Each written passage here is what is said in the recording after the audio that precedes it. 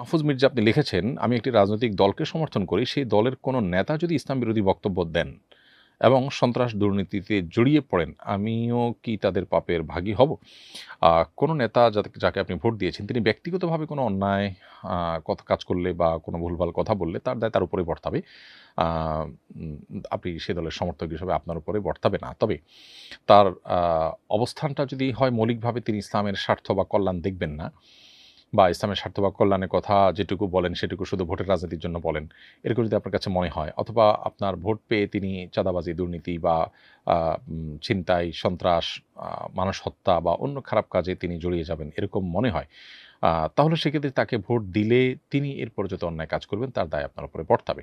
তাহলে নেতার যে কাজটা একান্ত ব্যক্তিগত ত্রুটি, কোনো নেতা তার ক্যারেক্টার এরকম হবে এটা ধারণা ছিল না, বাট তিনি ব্যক্তিগতভাবে কোনো অপরাধে জড়িয়েছেন। তো এটার দায় আপনার উপর আসবে না।